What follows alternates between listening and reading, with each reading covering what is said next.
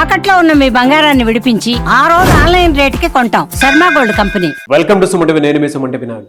చాలామంది గోచార రీత్యా కనుక మనం చూసుకుంటే మ్యారిటల్ లైఫ్లో కొన్ని దోషాలు శాపాలు ఉండేటువంటి అవకాశం ఉంటుంది. వేదిక్ ఆస్ట్రాలజీ అటువంటి వాటికి ఏం చెప్తుంది? ఈరోజు మనతో పాటు వేదిక్ ఆస్ట్రాలజీ ఉమాగారు ఉన్నారు. అది వారి మాట్లాడాలని తెలుసుకుందాం. నమస్కారం ఉమాగారు. నమస్తే నాగరాజు గారు. వేదిక్ ఆస్ట్రాలజీ ప్రకారం కనుక మనం చూస్తే ఏ మ్యారిటల్ రిలేషన్షిప్లో అయినా సరే కొన్ని థింగ్స్ వల్ల డెఫినెట్గా గొడవలు జరిగే అవకాశం ఉంటుంది. సో జనరల్గా మనం చూసుకుంటే గోచార రీత్యా ఏ రాశి వారికి ఏ విధంగా ఉండే అవకాశం ఉంటుంది, అండ్ ఆ శాపాలు అండ్ ఆ దోషాలు ఏ విధంగా ఉండే అవకాశం ఎక్కువగా ఉంటుందండి అసలు? తప్పకుండా అండి. ఏదైతే మనం మాట్లాడుకునేటువంటి వైవాహిక జీవిత సమస్యల్లో కనుక ఎందుకు అకారణంగా తగాదాలు కానీ గొడవలు కానీ విభేదాలు అంటే మ్యారీడ్ లైఫ్ మీద చాలామందికి చాలా రకాలుగా హోప్స్ ఉంటాయండి. నా భర్త ఎలా ఉండాలి, నా భార్య ఎలా ఉండాలి, నేను పెళ్ళైన తర్వాత ఇలా బ్రతకాలని చాలా ఆశలు ఉంటాయి.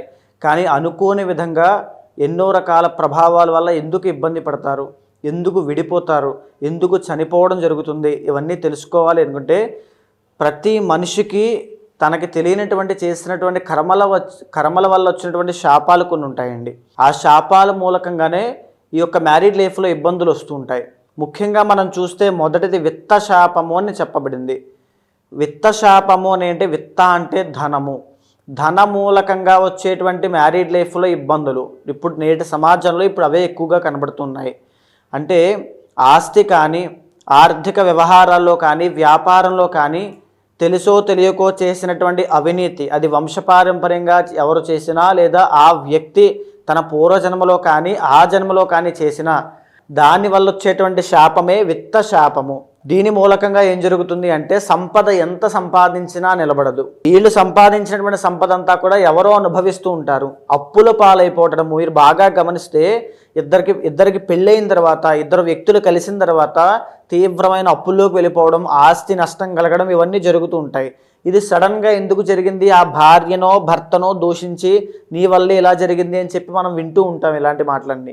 దీనికి కారణము విత్త శాపం నాగరాజు గారు.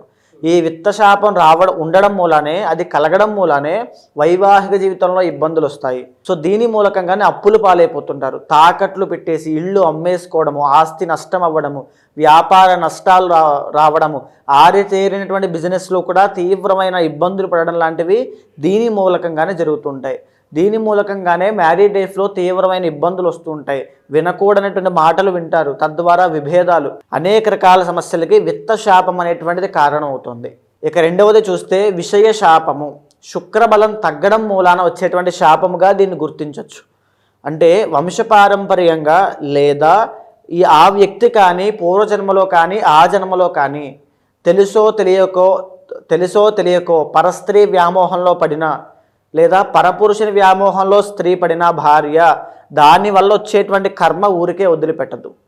అదే విషయ శాపంగా మారి భార్యాభర్తల మధ్యలో అనుమానాలకి ప్రేమానురాగాలు తగ్గడానికి దారితీస్తుంటుంది. ఈరోజు మీరు చూస్తే నాగరాజు గారు చాలామంది భర్త భార్యని కొట్టడము, అనుమానించడము, లేకపోతే బెదిరించడము, ఆ అనుమానం అనేటువంటి జబ్బుతో భార్య చాలా ఇబ్బంది పడుతూ ఉంటుంది. పడరాని మాటలన్నీ పడుతూ ఉండడము, అసలు ఏమీ లేని పరిస్థితిలో కూడా ఇలాంటి మాటలన్నీ విని చనిపోవడానికి ఆత్మహత్య చేసుకోవడానికి సిద్ధపడిన వాళ్ళు చాలామంది ఉన్నారు. చాలా నక్షత్రాల వాళ్ళండి. సో దీని అంతటికీ కారణము విషయ శాపం అనేటువంటిది ఉంటుంది. ఆ విషయ శాపము భార్య కానీ భర్త కానీ చేసుకున్నటువంటి కర్మ వల్ల, ఎవరైతే వేరే వాళ్ళ మీద వ్యామోహం పెరిగి చేసుకున్నటువంటి కర్మ వల్ల చాలా మంది అఫైర్స్ మీరు చూస్తే ఈ యొక్క శాపం పరస్త్రీ వ్యామోహము, ఈ శాపం మూలకంగానే ఇక్కడ సంపాదించిన డబ్బంతా తీసుకెళ్ళి అక్కడ పెట్టడము, వీళ్ళ యొక్క కుటుంబానికి సంతానానికి డబ్బులు లేకపోవడము, ఈ యొక్క శాపం మూలకంగానే వ్యసనాల బారిన పడడము, జూదం అనేటువంటిది అలవాటు అవ్వడము, డబ్బులన్నీ నాశనము, ఆస్తి నాశనం చేయడము, ఇవన్నీ కూడా కుటుంబం అంతా విచ్ఛిన్నం అవ్వడం అనేటువంటిది ఇక్కడి నుంచే ప్రారంభమవుతుంది. అయితే ఇక మూడవది ఏంటి అంటే వంశ శాపము అని ఉంటుంది నాగరాజు గారు. వంశపారంపర్యంగా ఎవరైనా సరే పవిత్ర జీవరాశులుగా పిలువబడేటువంటి సర్పాలను చంపినా, హింసించినా, లేదా అవి కలిసినప్పుడు వాటిని విడగొట్టే ప్రయత్నం చేసినా ఈ వంశశాపం అనేటువంటిది వస్తుంది. దీనిని మనం జాతకంలో పంచమ స్థానంలో కేతువు, పంచమంలో రాహువుగా, పంచమంలో శని భగవానుడుగా, పంచమంలో శని రాహుల కాంబినేషన్గా గుర్తిస్తూ ఉంటాం, లేదా కాల సర్పదోషంగా. దీని మూలకంగా ఏం జరుగుతుందంటే సంతానము కలగకపోవడము, మిస్క్యారీ అవ్వడము, పుట్టినటువంటి సంతానము బాల అరిష్టంతో జన్మించడము, మాటలు సరిగ్గా రాకపోవడము, ఇంకా చైతన్యం రాకపోవడము, అవిజ్ఞానం రాకపోవడము, విద్యలో అభివృద్ధి లేకపోవడము, చిన్న వయసు నుంచి ఆరోగ్య సమస్యలు, వ్యసనాలు, జోదరిలాగా అయిపోవడము, తల్లిదండ్రుల మాట వినకపోవడము, తద్వారా వచ్చేటువంటి మ్యారీడ్ లైఫ్లో ఇబ్బందులు, ఇవన్నీ కూడా ఈ వంశశాపం మూలకంగా వస్తుంటాయి. ఈ వంశశాపం అనేటువంటిది చాలా తీవ్రమైందండి. ఒక ఇంటి యొక్క శాంతిని మొత్తాన్ని భంగం చేసేస్తుంది. ప్రశాంతంగా ఎవరు ఉండలేరు. తరువాత 4వది కర్మవశము అని ఉంటుందండి. కర్మవశము అని అంటే ఉదాహరణకి భార్యాభర్తలు జాతకాలు చూసుకుని చేసుకున్నా, చూసుకోకుండా చేసుకున్నా, లవ్ మ్యారేజ్ చేసుకున్నా, ఇద్దరి యొక్క మనస్తత్వాలు కుదరకపోవడము, ఈగో ప్రాబ్లమ్స్కి వెళ్ళడము, నువ్వా నేనా అనేటువంటిది, ఇద్దరికి డబ్బులు ఉంటాయి, ఇద్దరు కుటుంబాలు బాగుంటాయి, వీళ్ళకి ఒకరికొకరు నచ్చదు అంటే బిఫోర్ అండ్ ఆఫ్టర్లా ఉంటుంది. గొడవలు అవ్వడము, పెద్ద మనుషుల దగ్గరికి వెళ్ళడము, విడాకులు, లేదా పెళ్ళైనటువంటి వెరీ షార్ట్ పీరియడ్ ఆఫ్ టైంలోనే వైధవ్యం అనేటువంటిది కలగడము, అంటే భర్త చనిపోవడం లాంటివి జరుగుతూ ఉంటాయి. సో దీన్ని అష్టమ స్థానంలో ఉండేటువంటి కుజుడు కుజదోషంగా, కర్కోటక అనేటువంటి కాలసర్పదోషంగా గుర్తించవచ్చు. అష్టమ స్థానంలో రాహు, ఈ యొక్క కేతు ప్రభావం వల్ల ఈ యొక్క కర్మవశం అనేటువంటిది ఎవరికైతే ఉంటుందో వాళ్ళు ప్రశాంతంగా ఉండలేరు. Within 1 year తిరగకుండానే విడిపోతుంటారు. ఇది కర్మవశం. పూర్వజన్మలో చేసుకున్నటువంటి కర్మ, తరతరాలుగా వచ్చినటువంటి కర్మ, ఎక్కువగా సంతానాన్ని పొందడము, ఇవన్నీ కూడా శాపాన్ని గుర్తించేటువంటి విధానంగా మనం చెప్పచ్చు. అయితే ఈ యొక్క కర్మశాపాన్ని ఇంకా మనం గుర్తించాలి అంటే భార్యాభర్తలు దూరం అవ్వడం అండి. ఐదర్ భార్యకి యాక్సిడెంటే దూరమైనా, తీవ్రమైనటువంటి ఆరోగ్య సమస్య చిన్న వయసులో పెళ్ళైన తరువాత వచ్చి దూరమైనా, భర్తకి ఆరోగ్య సమస్య వచ్చి దూరమైనా, యాక్సిడెంట్స్ ప్రమాదంలో గురై దూరమైనా, ఎలాగైనా సరే వాళ్ళిద్దరూ కలిసి ఉండడం అనేటువంటిది జరగదు. డివోర్స్ అయినా అవుతారు, డివోర్స్ అయినా, విడిపోవడమైనా, పెద్ద మనుషులు, తగాదాలు, కేసులు, కోర్టు, ఈ యొక్క సెటిల్మెంట్లు, ఇవన్నీ కూడా కర్మవశంలోకి వస్తాయి. నాగరాజ్ గారు, అంటే దీని ప్రకారం చూసుకుంటే అంటే మకర రాశి వారికి కనుక మనం చూస్తే గోచార రీత్యా wife and husband relationship, marital రిలేషన్షిప్లో శాపాలు కానీ దోషాలు కానీ ఏ విధంగా ఉండే అవకాశం ఉంటుందంటారు ఈ 4గిట్లో? తప్పకుండా అండి. ఎవరైతే ఈ యొక్క మకర రాశి వాళ్ళు ఉన్నారో వీళ్ళకి ఒరిజినల్ 7th హౌస్ వచ్చేసి చంద్రుడు సూచన చేస్తూ ఉంటారు, కర్కాటకం అనేటువంటిది. సో మేజర్గానే వీళ్ళకి ఏంటి అంటే పెళ్ళి అవుతుంది, పెళ్ళి అయిన తర్వాత ఒక సాటిస్ఫాక్షన్ అనేటువంటిది లేకపోవడము, పుట్టింట్లో ఉంటేనే బాగుంది, నా అత్తగారి ఇంట్లో నాకు ఒక రకమైన సంతృప్తి కానీ ఆనందము కానీ ఏదీ లేదు అనే విషయాన్ని కూడా బయటికి చెప్పలేనంతలాగా క్షోభ అనేటువంటిది చాలా ఎక్కువ ఉంటుంది. మానసికంగా చాలా కృంగిపోతుంటారు. వాళ్ళని అర్థం చేసుకోవడానికి మనుషులు కూడా ఉండరు. ఎవరికి చెప్తే మళ్ళీ ఏ తగ్గు అవుతుందో అనేటువంటి భయంతో ఉంటూ ఉంటారు.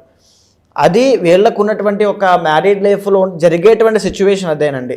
ఇష్టమైనటువంటి వ్యక్తిని చేసుకున్నప్పటికీ కూడా పెళ్లి తర్వాత ఆర్థిక పరిస్థితులు బాగోలేకో, అనుకున్నటువంటి స్థాయిలో భర్త సరిగ్గా పని చేయట్లేదు అంటే, పెళ్లికి ముందు ఇలా లేదు కదా, పెళ్లి తర్వాత ఏంటి ఇలాంటి పరిస్థితులు ఉన్నాయని చెప్పి ముందు నుయ్యి వెనక గొయ్యి అంటూ ఉంటామండి.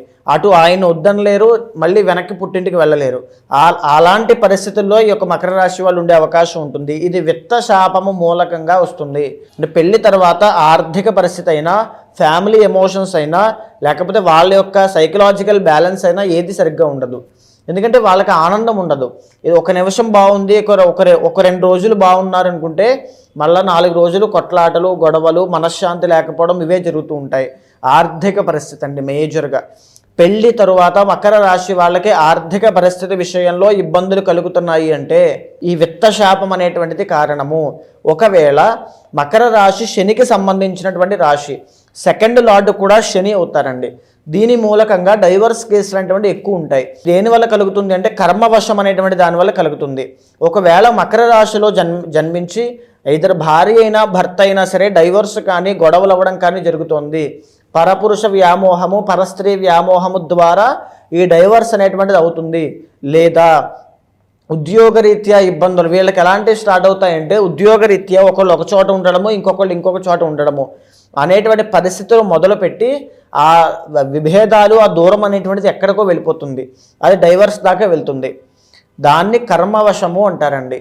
ఒకవేళ దీన్ని ఎలా గుర్తించవచ్చు అంటే ఆడవాళ్ళ యొక్క జాతకంలో లగ్నంలో శని యొక్క సంచారం ఉన్నా, లగ్నంలో రవి కుజుల యొక్క సంచారం ఉన్నా, 7వ స్థానంలో రాహుగ్రహ సంచారం ఉన్నా, ఆ రాహు కర్కాటకం అయితే అంటే మకర లగ్నం అయితే, విత్ ఇన్ ఇయర్లోనే వాళ్ళు విడిపోయేటువంటి అవకాశం ఉంటుంది. ఇది ఎందుకు చెప్తున్నానంటే పెళ్లి చేసుకునే ముందే జాతకములు చూపించుకుని కనుక తగినటువంటి పరిహారములు ఆచరిస్తే ఫ్యూచర్లో పెళ్ళైన తర్వాత ఎలాంటి ఇబ్బందులు ఉండవు నాగరాజ్ గారు. ఓన్లీ ఒకటి చేసేటువంటి పొరపాటు ఏమిటి అంటే పెళ్లి చేసుకునేటువంటి సమయంలో పాయింట్లని జంతువుల మీద మాత్రమే ఆ యొక్క ప్రైమరీగా చూసుకునేవి మాత్రమే చూసుకుని ముందుకు వెళ్ళడం మూలన ఇలాంటి ఇబ్బందులు వస్తూ ఉంటాయి. ఇలాంటి శాపములు గుర్తించలేక ముందుకు వెళ్ళి ఇబ్బంది పడుతూ ఉంటారు. బాగా గమనిస్తే కొంతమంది ఇంట్లోకి వచ్చిన వేళ మహాలక్ష్మి కలిసి వచ్చింది అంటారు, కొంతమంది ఇంట్లోకి వచ్చిన వేళ అన్నీ పోయాయండి దరిద్రం పట్టిందండి అంటారు. ఆ మాట ఎవరికి చెందుతుంది? ఆ అమ్మాయికే చెందుతుంది. ఆ అమ్మాయి చేసిన తప్పు ఏమిటి? ఏమీ లేదు. కారణం ఏమిటి అంటే తెలుసో తెలియకో పూర్వ జన్మల ద్వారా వచ్చినటువంటి విత్త శాపము. ఆ విత్త శాపం ఉన్నటువంటి వాళ్ళు వస్తే కనుక ఇబ్బంది కలుగుతుంది. అది వాళ్ళ చేసిన తప్పు కాదు. అది ముందుగానే చూసుకుని కనుక తగినటువంటి పరిహారములు ఆచరిస్తే పట్టిందల్లా బంగారం అవుతుంది. అంతటి అద్భుతమైన యోగం పడుతుంది. ఎవరికి ఇలాంటి మాటలు పడాల్సినటువంటి అవసరం ఉండదు. ఇది పెళ్లికి ముందు చేసుకోవాల్సినటువంటి పరిస్థితులు. కానీ ఒకవేళ తెలుసో తెలియకో పెళ్లి తరువాత చూసుకున్నట్లయితే దానికి చేయాల్సిన ప్రక్రియలు కూడా ఎక్కువగా ఉంటాయి. అవి కనుక చేసినట్లయితే ఆ మంత్ర జపము, ఆ కులదేవత ఆరాధన, ఇష్టదైవ ఆరాధన, కొంతమందికి చిన్న చిన్న మంత్ర జపాలతోనే దోషాలు తొలగిపోతాయి. కొంతమందికి దివ్య క్షేత్ర దర్శనాలతో దోషాలు తొలగిపోతాయి. కొంతమందికి దాన ధర్మాలు చేయడం వల్ల దోషాలు తొలగిపోతాయి. కొంతమందికి పూజల వల్ల తొలగిపోతాయి. కొంతమందికి యాగముల వల్ల తొలగిపోతాయి. ఇలా ఎవరి యొక్క దోషములు వాళ్ళని తొలగించుకోవడం మూలాన ఇమీడియట్గానే వాళ్ళు ఏదైతే సమస్య ఉన్నారో దాని నుంచి బయటకు వస్తారండి. కర్మవశమైనా, విత్త శాపమైనా, ఈవెన్ విషయ శాపమైనా సరే, ఏదైనా సరే. వీళ్ళకి రెమెడీ ఏ విధంగా ఉంటుందండి? రెమెడీ అని వచ్చేసి ఫర్ సపోజ్ మేజర్గా వీళ్ళు కనుక ఇబ్బంది పడుతున్నారు అనుకోండి, మకర రాశి వాళ్ళు, మీరు మగవాళ్ళైనా స్త్రీలైనా మ్యారీడ్ లైఫ్లో ఇబ్బందులు వస్తున్నాయి తొలగిపోవాలి అనుకుంటే మేజర్గా శివుడి యొక్క ఆరాధన ఎక్కువగా చేయండి. ప్రతి సోమవారము బియ్యాన్ని దానంగా ఇవ్వండి.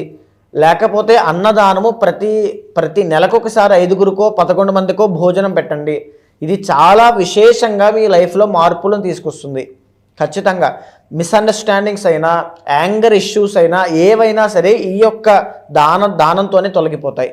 ఇంకా పైన ఏమి పరిష్కారం, పర్మనెంట్ సొల్యూషన్ ఏం కావాలన్నా పర్సనల్ చార్ట్ అనేటువంటిది ఖచ్చితంగా చూడాలి. అయితే గోచార రీత్యా చూసుకుంటే ఈ విధంగా ఉంది అని చెప్పారు కదా మీరు.